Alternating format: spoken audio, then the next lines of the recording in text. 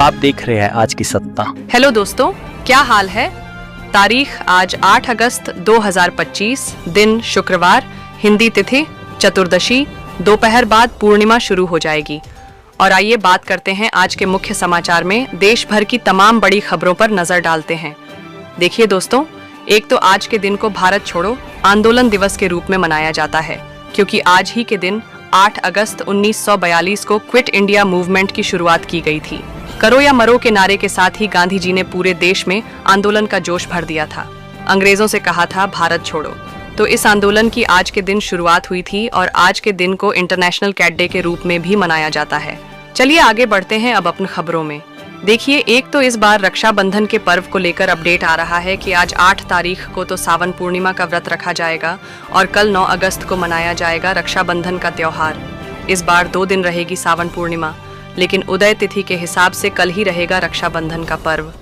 सावन पूर्णिमा के मौके पर अपने इष्ट देव को भी रक्षा सूत्र चढ़ाएं, काले तिल का दान करना और आज सावन पूर्णिमा पर नदी में स्नान करना और सत्यनारायण की कथा पढ़ने सुनने की परंपरा है।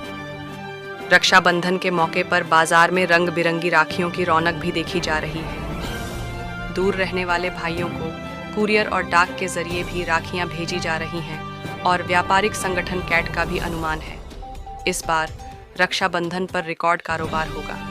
17,000 करोड़ के बिजनेस की उम्मीद है। Federation of all India traders की तरफ से यह अनुमान लगाया गया।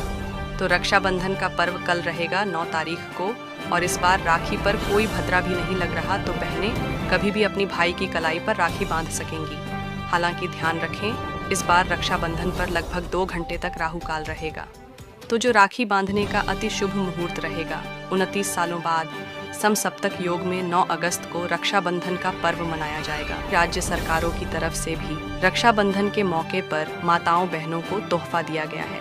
जैसे उत्तर प्रदेश, बिहार, राजस्थान समेत कई राज्यों में महिलाएं 9 अगस्त को 10 अगस्त को फ्री में बस यात्रा कर पाएंगी।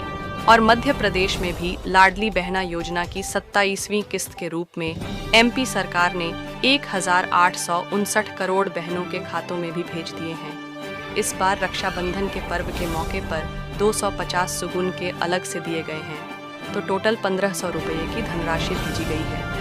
ओके, और चलिए आगे बढ़ते हैं। अब अपन खबरों में देखिए, आप बैंकिंग न्यूज़ से खबर आ रही है। HDFC बैंक ने करोड़ों ग्राहकों को बड़ी राहत दी है।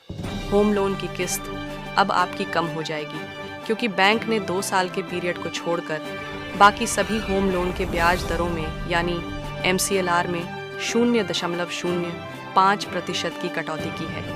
तो यह MCLR में कटौती का सीधा असर बैंक की होम लोन की ब्याज दरों पर पड़ेगा। लोन ब्याज दरों पर पड़ेगा। चलिए अगली खबर देखिए।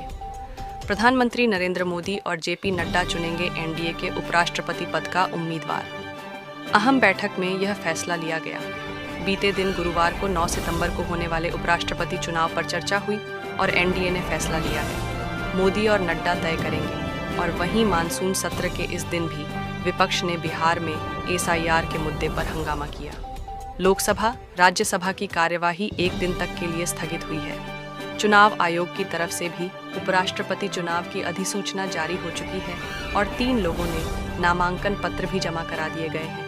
बाकी लोकसभा, राज्यसभा भारी हंगामे के साथ आज तक के लिए स्थगित हुए हैं। दोनों सदनों से 2 अहम विधेयक भी पारित हुए हैं, जिसमें एक तो राज्यसभा से तटीय पोत परिवहन विधेयक 2025 पारित हुआ और लोकसभा से मणिपुर माल और सेवा कर संशोधन विधेयक भी पारित हो चुका है।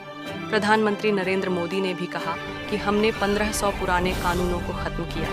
आधुनिक भारत के विकास में यह बड़ी बाधा थे। PM मोदी ने UPA सरकार पर हमला बोला। चलिए अगली खबर देखिए दोस्तों। ICMR की तरफ से एक नई पहल शुरू की गई है। शाइन नाम से स्वास्थ्य अनुसंधान में यह नए युग की शुरुआत होगी।